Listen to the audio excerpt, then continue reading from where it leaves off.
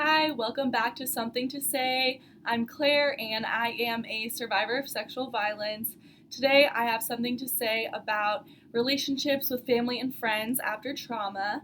I want to include that there may be trigger warnings in any of my videos, so always be mindful of what your mind and body is telling you and just keep in mind that the most important thing is taking care of yourself while you're watching this video. So let's get started.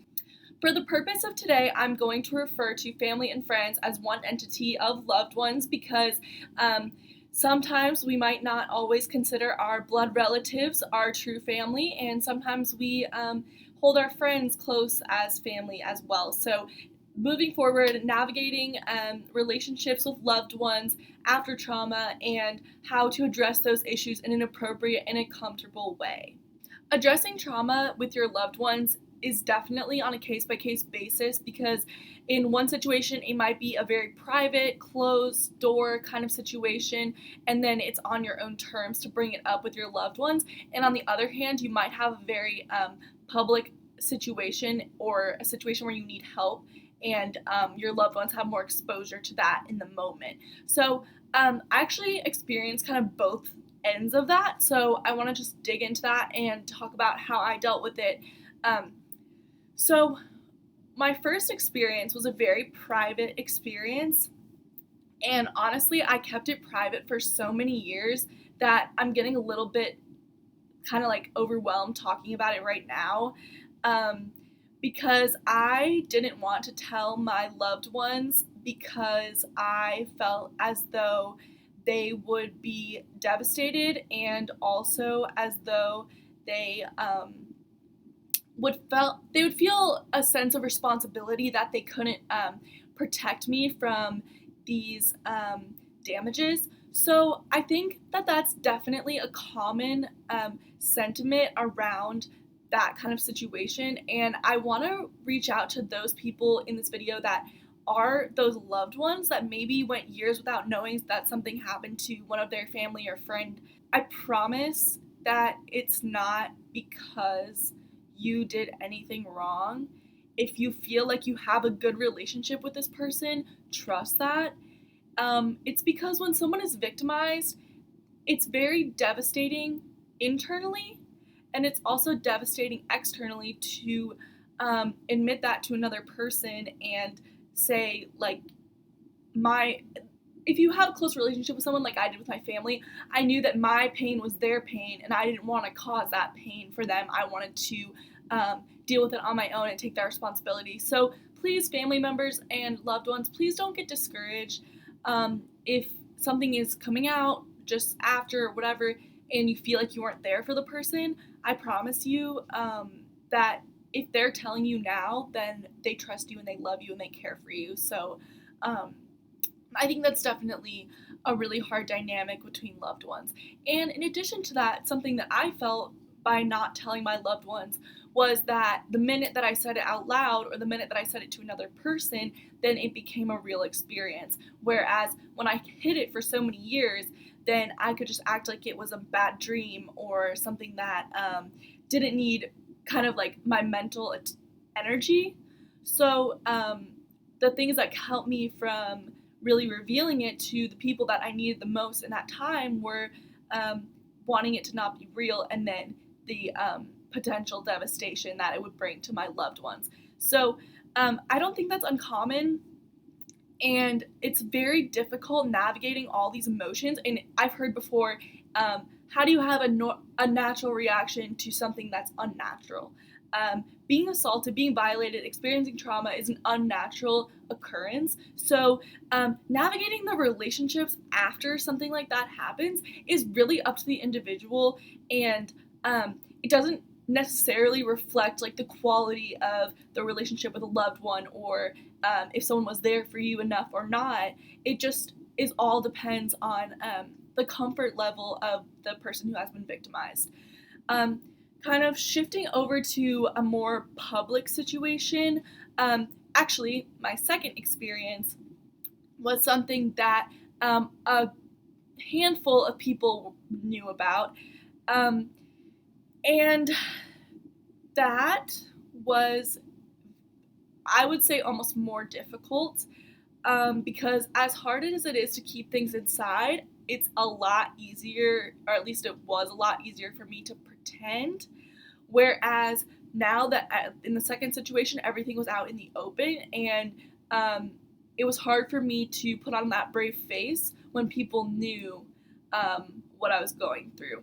And specifically with that, since my peers knew, I had specific expectations about how they should support me and how they should kind of be there for me. And those expectations were not met, which I think is very common, especially among college campuses, because let's face it, these are very grave situations, and a lot of people don't know how to deal with it, and that's just um, a part of life, whatever age you are.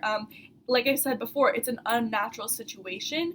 So that was very difficult for me to not have expectations of my peers, especially because I wasn't telling them what I needed from them, and I was just expecting them to provide what I thought was like the best care as a loved one, and that is not what I got in return.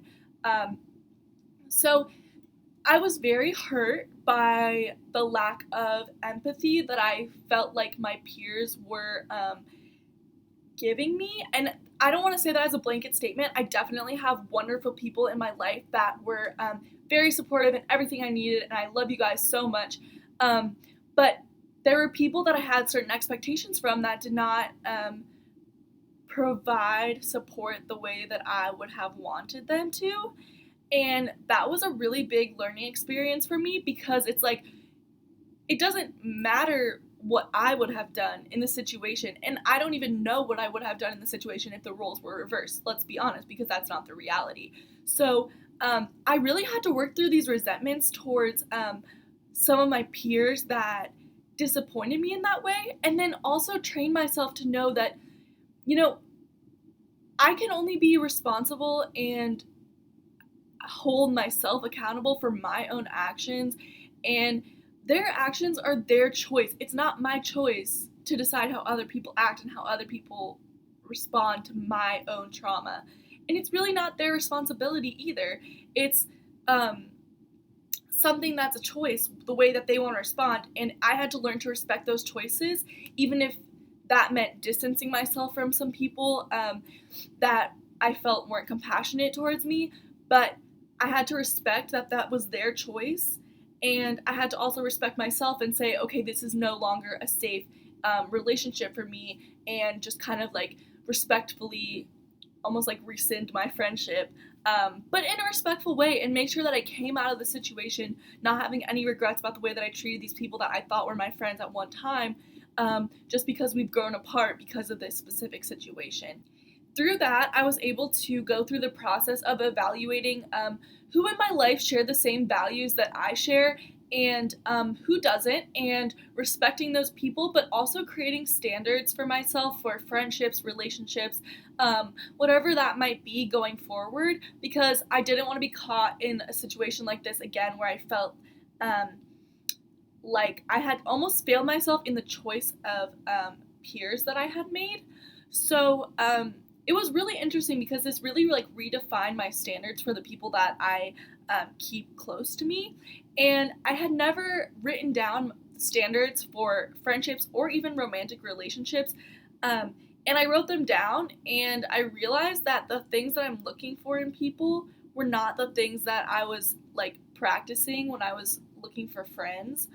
Um, so that was a really actually helpful exercise to be introspective about what I want moving forward, so that I can continue to grow in my future relationships and not lose hope just because of this public situation that kind of deteriorated my trust a little bit.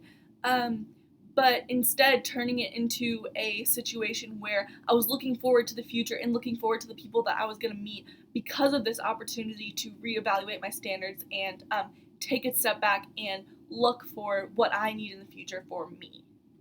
One quick other thing I want to touch on is moving forward with intimate relationships. So, even if you're already in an established relationship or if you're looking for a new relationship after trauma, both of those can be adjustments and um, definitely very tricky and very emotional for all the normal reasons. But then, in addition, having that like feeling of insecurity or even feeling of panic by being close to someone emotionally and physically.